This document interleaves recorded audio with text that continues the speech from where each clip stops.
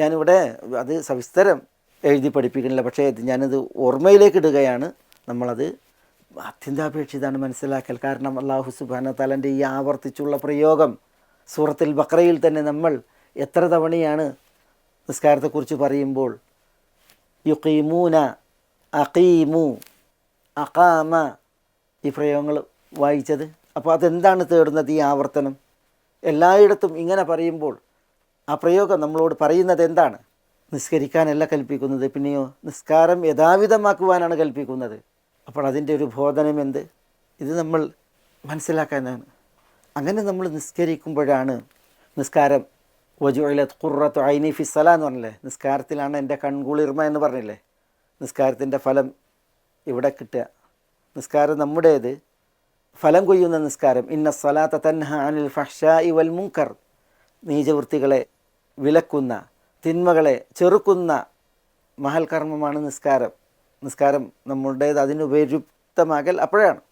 നിസ്കാരക്കാർക്ക് വാഗ്ദാനം ചെയ്തത് നമുക്ക് ലഭ്യമാകുന്നതും അപ്പോഴാണ്. ഷെയ്ഖുൽ ഇസ്ലാം ഇബ്നുൽ ഖയ്യിം പറയുന്ന ഒരു വാക്കുണ്ട്, അദ്ദേഹത്തിൻ്റെ പ്രയോഗം വമിമ്മ യംബഗി അൻ യഅലം അന്ന സ്വലാത്ത അല്ലത്തി തഖിറു ബിഹൽ ഐൻ വ യത്മഇന്നു ബിഹൽ ഖൽബ് ഹിയല്ലത്തി തജ്മഉ സിത്തത്തു മശാഹിദ് എന്നാണ്. 6 മഷ്ഹദുകൾ സമ്മേളിച്ച നിസ്കാരമാണ് കണ്ണിന് കൺകുളിർമയും മനസ്സിന് സമാധാനവും കനിയുന്ന നിസ്കാരം എന്നാണ് അദ്ദേഹം പറയുന്നത്. അത് അറിയൽ അനിവാര്യമാണെന്നാണ് അദ്ദേഹം പറയുന്നത്. വമിമ്മ യംബഗി അൻ യഅലം, അറിയൽ അനിവാര്യമായ സംഗതമായ കാര്യങ്ങളിൽ പെട്ടതാണെന്ന് പറഞ്ഞിട്ടാണ് അദ്ദേഹം പറയുന്നത്. കണ്ണിന് കുളിർമ കിട്ടണം, മനസ്സമാധാനം വേണം നിസ്കാരത്തിലൂടെ, അതിൽ 6 മഷ്ഹദുകൾ സമ്മേളിക്കണം എന്നാണ് അദ്ദേഹം പറയുന്നത്. എന്നിട്ട് 6 മഷ്ഹദിൽ അദ്ദേഹം സിത്തത്തു മഷാഹിദ് എന്ന് പറയണം. അദ്ദേഹം 6 മഷാഹിദ്. 1 അൽ ഇഖ്ലാസ്,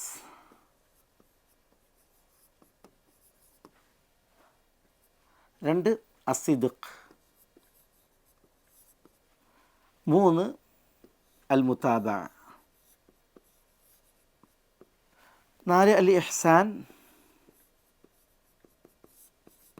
5 അൽ മിന്നത്ത്, 6 അത്തഖ്സീർ.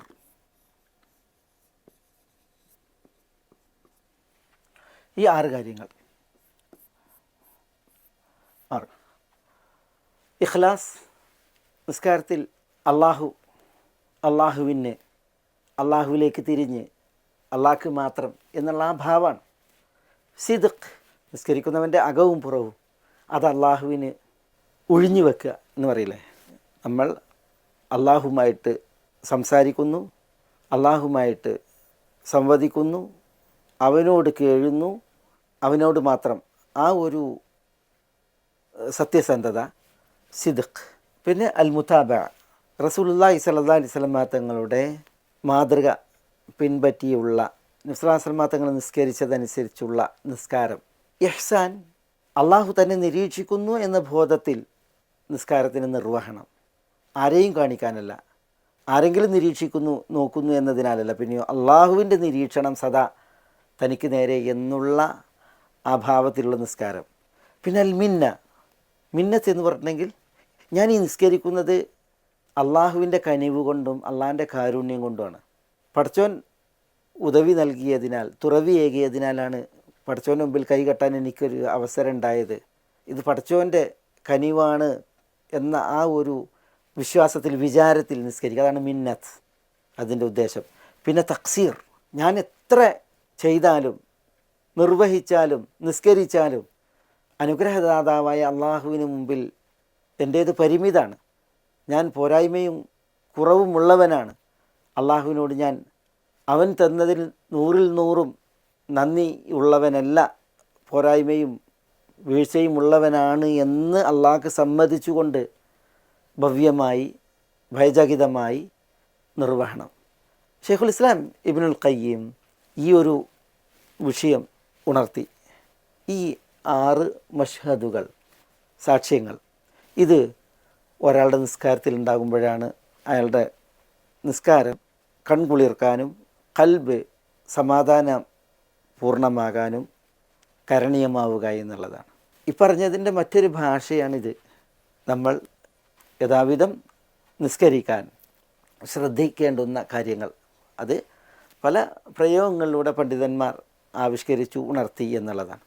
ഏതായാലും ഞാനിവിടെ നമ്മുടെ വിഷയം വ അഖാമ സല വ ആത സക്ക, സലാത്ത് നിർവഹിക്കുകയും യഥാവിധം നിർവഹിക്കുകയും സക്കാത്ത് നൽകുകയും ചെയ്തവൻ അവൻ്റെ പുണ്യമാണ് യഥാർത്ഥ പുണ്യം, ബിർറ്, അല്ലെങ്കിൽ അങ്ങനെ ചെയ്തവനാണ് യഥാർത്ഥ പുണ്യവാൻ, യഥാർത്ഥ ബിർറ്. ഇതാണ് അല്ലാഹു സുബ്ഹാനഹു വ തആല ഇവിടെ ഉണർത്തുന്നത്. ഇനി ഇൻഷാ അല്ലാഹ് നമുക്ക് മനസ്സിലാക്കാനുള്ളത് വൽ മൂഫൂന ബി അഹ്ദിഹിം ഇദാ ആഹദു എന്ന് തുടങ്ങിയുള്ള യഥാർത്ഥ ബിർറിൻ്റെ മറ്റു ചില നിർവചനങ്ങളാണ്. അടുത്ത എപ്പിസോഡിൽ ബിഇദ്നില്ലാഹ് അത് കരാറ് പാലനവുമായി ബന്ധപ്പെട്ടുള്ള ഒരു മഹനീയ വിഷയമാണ്. നമുക്ക് തുടർന്ന് പഠിക്കാം. അസ്സലാമു അലൈക്കും വറഹ്മത്തുള്ളാഹി വബറകാതുഹു.